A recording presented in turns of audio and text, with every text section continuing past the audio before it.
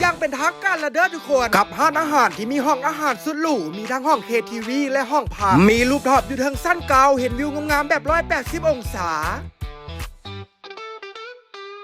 ผู้ฮักนักเลงตอนขอภูมิใจเสนอห้านอาหารฮงแซงมิงฮาวอยู่บ้านนี้เป็นทั้งห้านอาหารและสถานที่บันเทิงผสมผสานแบบครบวงจรอยากจะจองห้องเข้ามาพักก็ได้หรืออยากจะจองเป็นห้องอาหารส่วนตัวก็โคตรดีอยากจัดงานเลี้ยงสร้างสรรค์งานวันเกิดหรือว่าจัดงานประชุมเพิ่นก็มีห้องขนาดใหญ่ไว้ห้องหาถูกใจสุดก็คือห้อง KTV ที่เพิ่นตกแต่งสีสันสุดอลังการงานสร้างมีทั้งห้องขนาดน้อยและห้องขนาดใหญ่ห้องรับแขกใดตั้งแต่10คนขึ้นไปถึงจำนวนหลายใครกำลังตามหาสถานที่เหมาะๆเอาไว้จัดงานสังสรรค์ร่วมกันได้เป็นกลุ่มขอแนะนำเลยว่าบอนนี่โคตรสุดเพิ่นมีทั้งเครื่องดื่มและอาหารพร้อมทั้งเครื่องรีดนวลๆไว้ให้แบบครบเสร็จขอแนะนำเลยเด้อทุกคนห้านอาหารฮงแซงมิงฮาวห้านเพิ่นตั้งอยู่บ้านหนองเนียงเส้นทางจะไปภัตตาคารแก้วมีไซหากว่าไปบ่ฮอดจอดบ่ถึงต้องการจองห้องหรือสอบถามข้อมูลเพิ่มเติมเบอร์โทรและโลเคชั่นอยู่กล้องคอมเมนต์เด้อ